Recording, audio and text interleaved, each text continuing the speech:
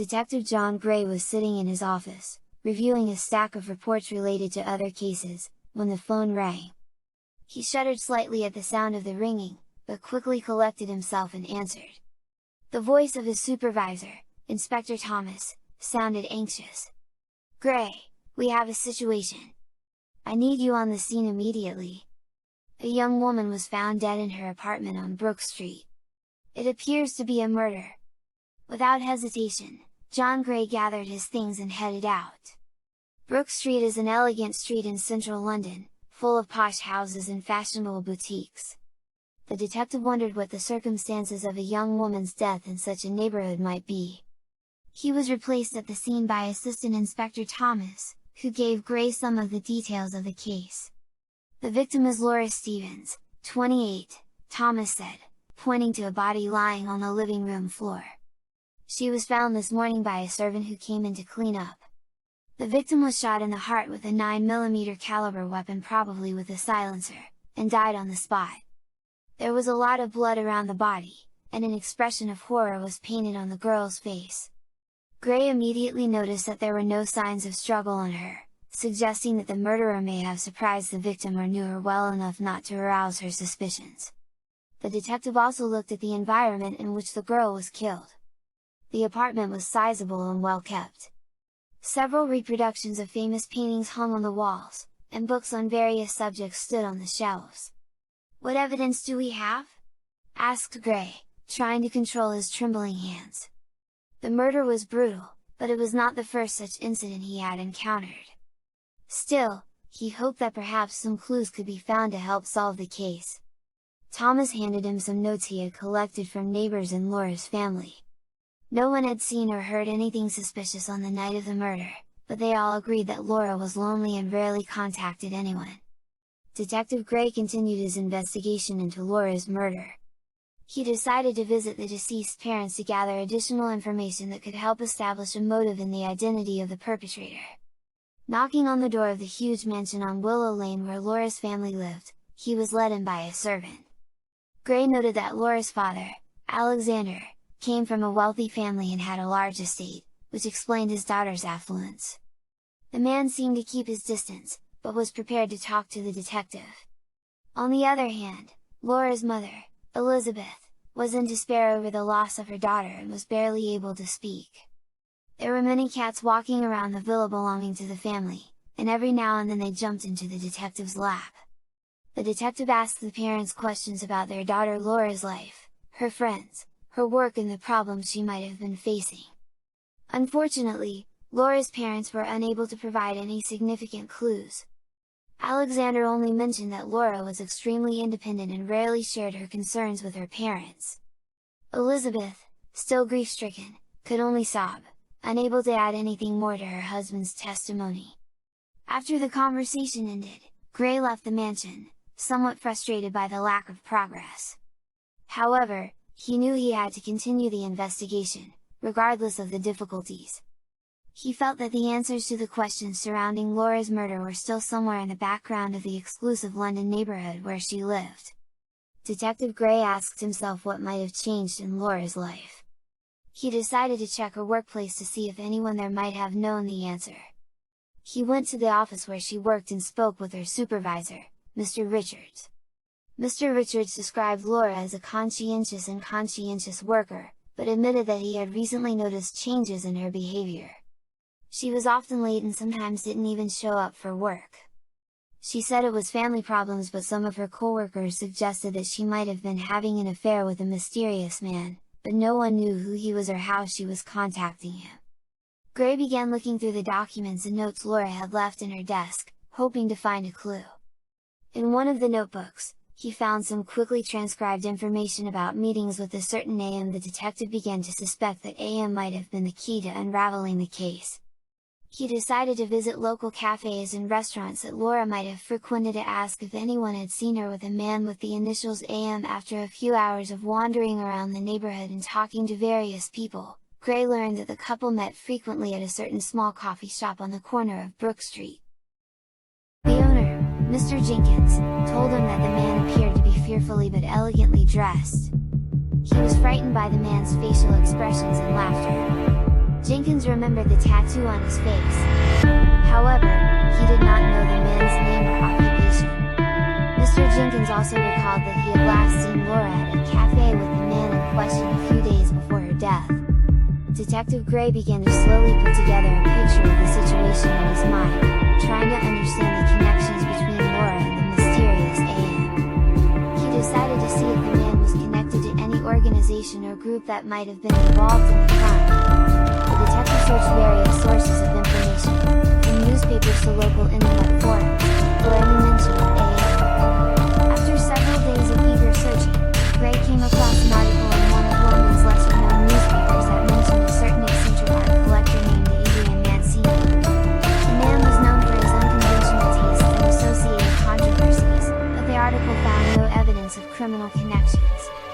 Detective Gray began to wonder if Adrian Mancini could be the mysterious AM and if he had any motive to kill Laura. Meanwhile, Gray received an anonymous letter that contained disturbing information. The author wrote that Laura's murder was just one of many unexplained cases that had occurred in London in recent months. All of these crimes were similar in nature. The victims were young women, and their deaths appeared to have no obvious reason or motive. The author suggested that these crimes may have been connected, and that the murderer may have been part of a larger organization or criminal group. Detective Gray did not ignore such information. He began investigating other unexplained murders that had taken place in the city, and discovered several commonalities between them. All the victims were young, came from wealthy families and seemingly had no enemies.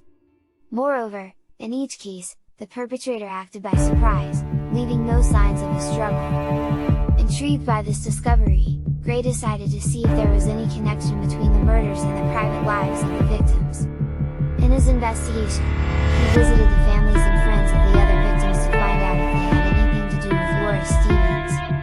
To his surprise, he discovered that all the victims were associated with a certain exclusive club called the Crimson Circle, and it was likely that each of them had met someone there. The club was known for hosting parties and get-togethers for select members of London's elite. A few people knew exactly what it did. The rainy night filled the streets of London with a gloomy atmosphere. Fog lingered low, and street lamps cast ghostly shadows on the damp sidewalks. Arriving at the Crimson Circle Club, Detective Gray wondered what awaited him there. The club was located in one of the old, elegant buildings in the center of the city, which could not be denied its charm, even though it appeared to be neglected. The door to the club was heavy and lined with dark leather, and the glow of flickering lights shone through the foggy windows. Gray opened the door and stepped inside, feeling the cool breeze on his face.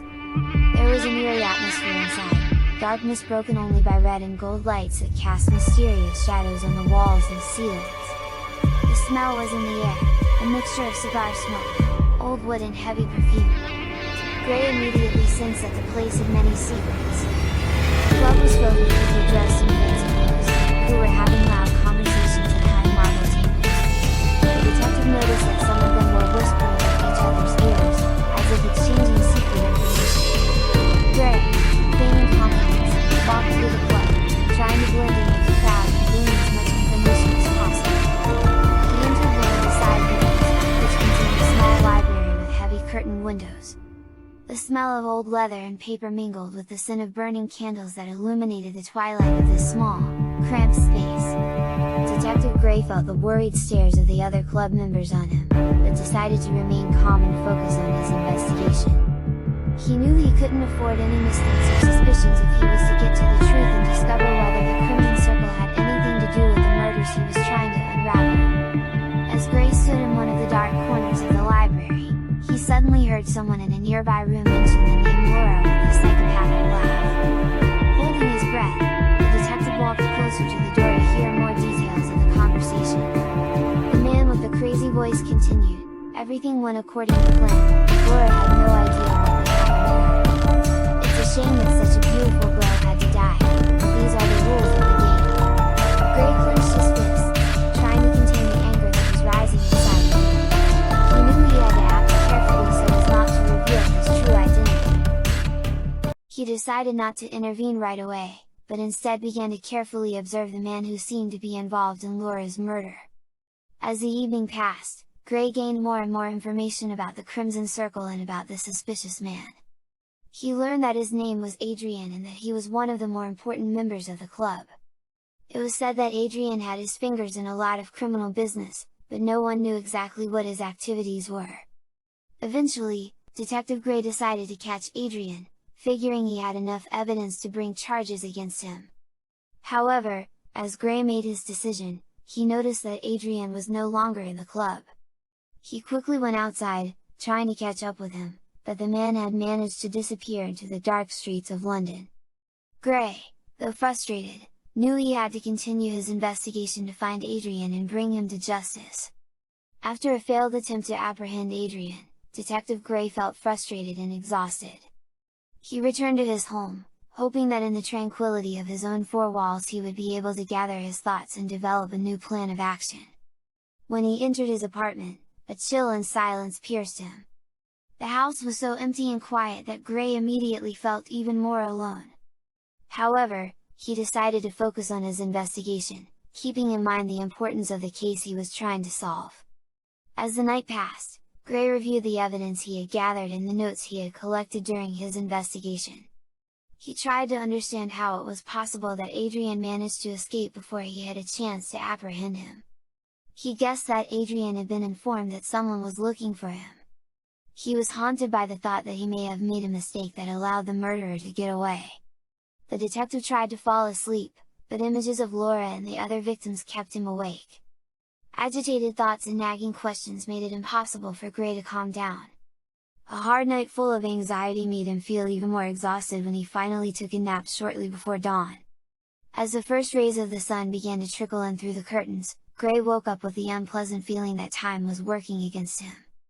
He knew he had to act quickly to find Adrian before things got worse. Although the night was difficult, the detective got up with determination, ready to continue his investigation and bring this case to a conclusion.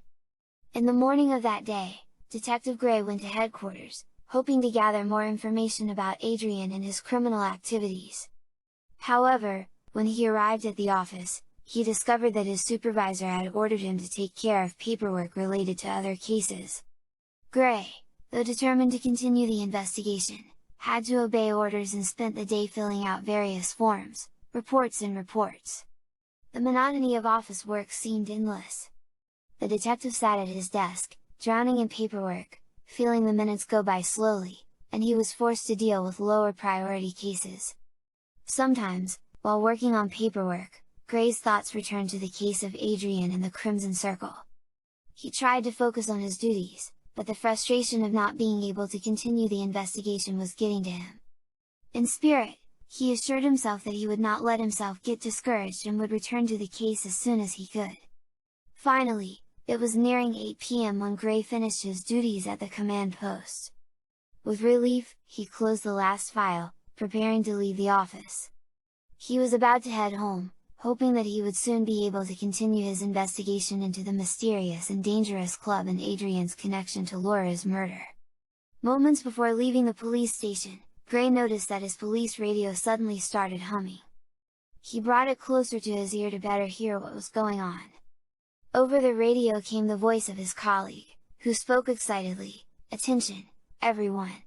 Report of a crashed BMW at the intersection of Willow Lane and Rosewood Avenue.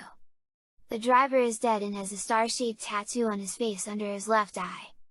Gray immediately realized that this could be important information for his investigation. The news of a crashed car and a dead driver with an unusual tattoo on his face suggested that he might be Adrian from the Crimson Circle. The detective, dismissing the thought of returning home, hurriedly directed his steps toward the scene. When Gray arrived at the scene of the accident, he found several police officers and a medical team already there. He walked closer to see the corpse of the driver. Shocked, he discovered that the dead man was actually Adrian. Gray's heart began to beat faster, realizing that his prime suspect had just lost his life. The detective began to analyze the scene of the accident, trying to find any clues or evidence that could help solve the case. He wondered if Adrian's death was the result of an unfortunate accident. Detective Gray began to investigate the circumstances of Adrian's death. At first glance, it might have appeared to be a tragic car accident. However, Gray noticed several details that made him rethink this theory. After a thorough search of the crashed BMW, Gray discovered that Adrian had injuries on him that matched typical injuries sustained in a car accident. The detective's attention was drawn to the bruises on his arms, as if someone had grabbed him hard earlier. Moreover, Gray noted that the impact did not appear to be severe enough to cause the injuries that led to Adrian's death. In addition, a 9mm caliber pistol was found in the back pocket of his pants. The detective asked himself, who gets into a car with a gun in the back pocket of his pants? After all, it's damn inconvenient. At that moment the phone rang. The screen showed the name Alexander. Gray picked up immediately, realizing that Laura's father may have had important information for him or simply needed support. "Detective Gray, thank you for answering," Alexander began, trying to keep his voice calm. "I have a question about the investigation. Are there any new discoveries that I should know about? It has come to my attention that my daughter's killer crashed a BMW less than a kilometer from my house." Gray thought for a moment before answering. "Yes, the probable murderer of your daughter is dead," replied the detective. Alexander thanked him for bringing this case to a conclusion and hung up. Detective Gray returned to his apartment and sat on the couch, reflecting on all the information he had already managed to gather on Laura's murder. His thoughts were now focused on how Adrian's death had been faked, and what that might mean for the investigation. Gray knew that faking a death is one of the most common ways used by people who want to avoid punishment for their crimes. However, that did not change the fact that he had to find an opportunity to prove that Adrian did not die by accident in a car accident, but was murdered. Unable to wait any longer, Detective Gray called his friend Michael at the dissecting room to get more information on the toxicology of Adrian's corpse. He hoped this would be the key to solving the case. After a short while, a cadaverous dissecting room employee informed him that a small amount of poison had been found in Adrian's body. Detective Gray was horrified to hear that Adrian had been poisoned with a poison that kills asymptomatically within 5 minutes. He knew he was dealing with a murderer who acted in cold blood and with premeditation. The detective, finishing his conversation with Michael, asked him about his health because the man had never been sick. Michael answered him that it was allergies because there was a lot of cat hair on Adrian's pants and jacket. This information shocked the detective. He hung up. Detective Gray could not take his mind off what had happened. He decided to rest and go to bed.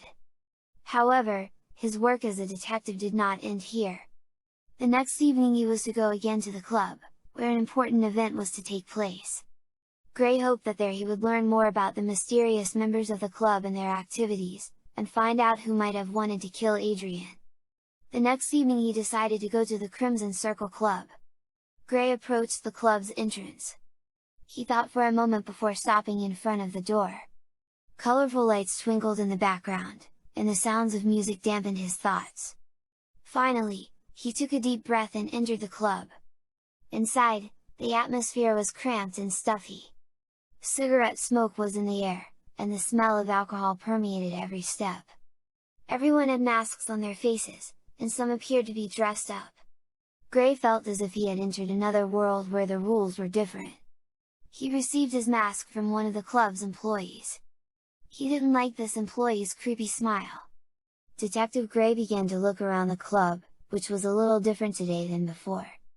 More euphoric. All the guests had masks on, and the atmosphere in the club was dark and mysterious. Gray felt that something hung in the air, but he couldn't quite define it. There was an atmosphere in the Crimson Circle Club. All of the guests were wearing masks, which in addition were very unusual. They were mainly masks full of colors and patterns, and some of them were decorated with feathers and crystals. The sight of masked people dancing along with the strange, mysterious light that floated above them impressed the detective. This was no ordinary club lighting. The light was of artificial origin and emanated from strange round balls floating in the air. Each of these balls was programmed in a different way, causing the entire room to be illuminated in red colors, with the light flickering to the rhythm of the music. The detective found this very intriguing and disturbing at the same time. The masks that the club's guests wore were very diverse and stood out for their originality. Detective Gray had the impression that they were actually part of the atmosphere and mystery prevailing in the club. All the guests acted as if they were part of one large and strange ritualistic ceremony, and the masks only enhanced this impression. When he walked into the main room, he noticed that most of the people playing there were in shock and didn't know what was going on. Gray decided to approach one of the waiters, who was wearing a mask with red lips, to find out what was going on. "What happened?" the detective asked. "The head of the club organized the money we needed," replied the waiter. "The money?" Gray repeated.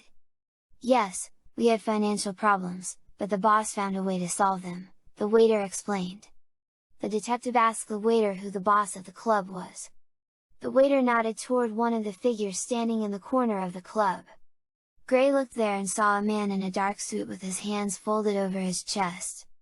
He was wearing an elegant white mask, but stood out from the crowd with his posture and seriousness.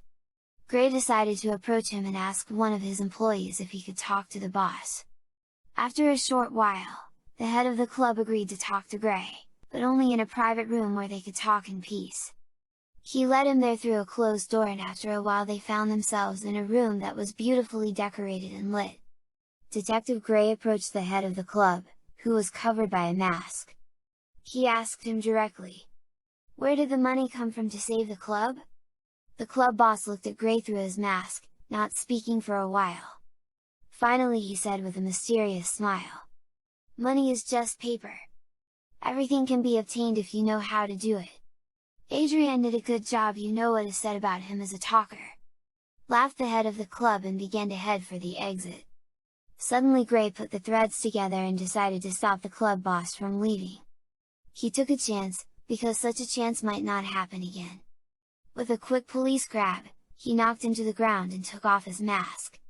He looked in disbelief at the Crimson Circle club boss who was supposedly responsible for Laura's murder. It was a shocking truth that the detective could not grasp. The head of the club turned out to be her father, Alexander.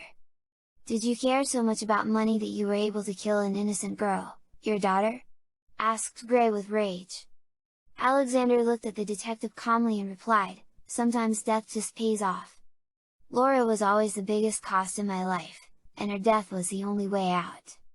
I needed money to save the club and the insurance policy was the only solution." Gray felt his blood boil. How could someone be so cruel and ruthless? How could someone sacrifice his own child for money and profit? The detective felt anger and grief at the same time. He was shocked that the man he had come to know as the father of the slain girl could betray his child so badly. "You will pay for what you did," Gray said in a firm voice. With one swift blow, he rendered the head of the Crimson Circle Club unconscious. Gray used his cell phone to call for police reinforcements. He called the emergency number and asked for immediate intervention at the Crimson Circle Club. Giving the exact address, he relayed information that Laura's father, Alexander, who turned out to be the head of the club and a suspect in her murder, was on the scene. The detective also reported that the club was filled with mysterious members who could pose a security threat. When the police arrived at the club, Detective Gray gave them information about the criminal activity detected and proved that Alexander, the father of the slain Laura, was the head of the club and that he was the one who ordered his daughter's murder and then, out of fear that Adrian would expose it, poisoned him as he was returning from his villa on Willow Lane. Police arrested Alexander and the other members of the club. They were charged with a number of crimes, including ordering Laura's murder and financial fraud. After completing the operation to arrest the members of the Crimson Circle Club, Detective Gray was sad and depressed. Although he had found the perpetrator of Laura's murder, it was still painful to him that an innocent girl had to lose her life because of her father's greed and cruelty. He felt sorry that some people are able to sacrifice the life of their own child for money. At the same time, the detective was pleased that he was able to find and punish the guilty. He knew that his work as a detective was important and necessary so that such crimes would not go unpunished. After returning home, Detective Gray sat on the couch and contemplated his thoughts for a long moment. He was emotionally and physically tired, but at the same time he felt satisfaction from the work he had done. He knew he wouldn't be able to forget it all, but at the same time he decided to focus on what was still to come. He prepared himself a glass of whiskey and sat down in an armchair to relax and think about what his next steps as a detective would be. He knew that his work never ends and that he will still have to fight evil and crime. Thank you for listening to our novel in the form of an audiobook. We hope you had a pleasant time with us and enjoyed following the story of Detective Gray and his investigation into Laura's death. If you enjoyed this novel and would like to listen to more audiobooks or read similar books, we encourage you to subscribe and leave a like. Thank you for your attention, and we invite you to our library of free audiobooks.